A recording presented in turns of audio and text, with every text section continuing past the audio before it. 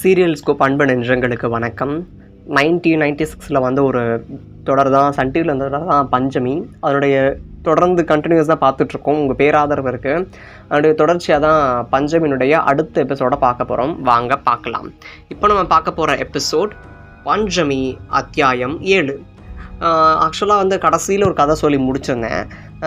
பஞ்சமின்னு ஒருத்தி இருக்கா, அவள் வீட்டுக்கு காலேஜ் ஸ்டூடெண்ட்ஸ் வந்திருக்காங்க, தங்க வச்சுருக்கான்னு சொன்னால் அதை முத்து பார்த்துட்டு போனால் கோவத்தில் இருந்தான்.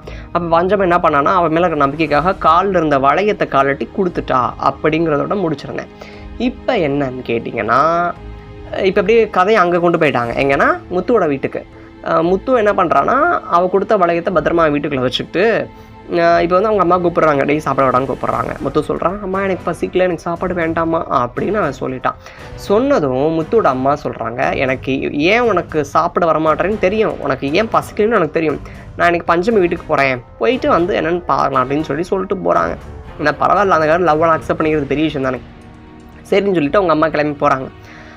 பஞ்சமியோட ஊருக்குள்ளே போனதும் ஒரு ஜோசியக்காரர் இருக்கார். ஜோசியக்காரை பார்த்ததுமே பஞ்சமியோட அம்மா போய் கேட்குறாங்க, பஞ்சமியோட முத்துவோட அம்மா போய் கேட்கல, ஜோசியக்காரரே நேரடியாக வந்து அந்த பஞ்சமியை பொண்ணு பார்க்க வந்திருக்காங்கல்ல அம்மா, அவங்க கிட்டே கேட்குறாரு, ஏம்மா இந்த ஊருக்குள்ளே வந்திருக்கீங்க, உங்களுக்கு என்ன வேணும்னு கேட்குறாரு. இல்லை, இந்த ஊரில் என் பையனுக்கு பொண்ணு பார்க்கலான்னு வந்திருக்கேன் அப்படின்னு சொல்கிறாங்க. இந்த ஊரில் பொண்ணா, யார் அப்படின்னு கேட்குறாங்க. இல்லை, எப்படினாலும் நான் அவங்கள பார்க்க தான் வருவேன், பொண்ணை பார்த்துட்டு இருந்ததும் அந்த நாள் பொருத்தம் பார்க்க அவங்ககிட்ட வருவேன்னு சொல்கிறாங்க. அப்போ வந்து சொல்கிறாங்க, பஞ்சமின்னு ஒருத்தி இருக்காளே அவ்வளோதான் சொல்கிறாங்க. அப்போ அந்த ஜோசியக்காரர் சொல்கிறாரு, இல்லை, எனக்கு இந்த பொண்ணு நல்ல பொண்ணு தான், பஞ்சமி நல்ல பொண்ணு தான், ஆனால் இந்த காலேஜ் பசங்க ஒரு 7-8 பேர் வந்து அவள் குடிசையில் தங்கியிருக்காங்க, இதெல்லாம் பார்க்க நல்லா இருக்கா அப்படின்னு சொல்லிட்டு இந்த ஜோசியக்காரர் கேட்குறாரு. இதை கேட்டதும் இந்த முத்துவோட அம்மாவுக்கு ரொம்ப கோவம் வந்துருச்சு. உடனே வீட்டுக்கு போகிறாங்க. வீட்டுக்கு போனதும் முத்துக்கிட்ட சொல்கிறாங்க, முத்து நல்லா தெரிஞ்சுக்கோ, இனிமேல் பஞ்சமி நான் வந்து உனக்கு கல்யாணம் பண்ணி வைக்கணும்னா அவள் குடிசையில் தங்கியிருக்கவங்க இன்றைக்கே வீட்டு விட்டு போனால் தான் உனக்கு வந்து கல்யாணம் பண்ணி வைப்பேன் அப்படின்னு சொல்கிறாங்க.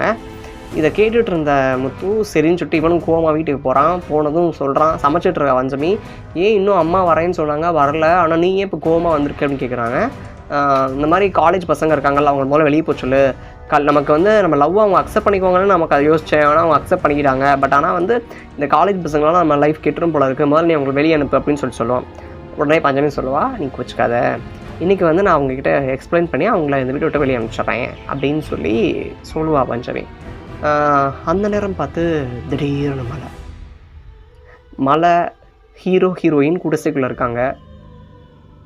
2 பேரும் வந்து உடலுறவு வச்சுக்கிறாங்க. பஞ்சமி கேட்குறா, நீ என்னை கல்யாணம் பண்ணிக்கல அப்படின்னு சொல்கிறாங்க. கண்டிப்பாக உனக்கு கல்யாணம் பண்ணிக்குவேன்னு சொல்லிட்டு முத்து சொல்கிறான். இதோட இந்த எபிசோடு முடிஞ்சிருக்கு. அடுத்து என்ன ஆக போகுது, நிறைய ட்விஸ்ட் இருக்குது, பார்க்கலாம். இந்த எபிசோட்லேயே எதிர்பார்க்காத ஒரு ட்விஸ்ட்டு கடைசியில் இருந்த மாதிரி அடுத்த எபிசோடில் நிறைய ட்விஸ்ட்டு காத்துட்ருக்கு. ஸோ வெயிட் பண்ணி பாருங்கள்.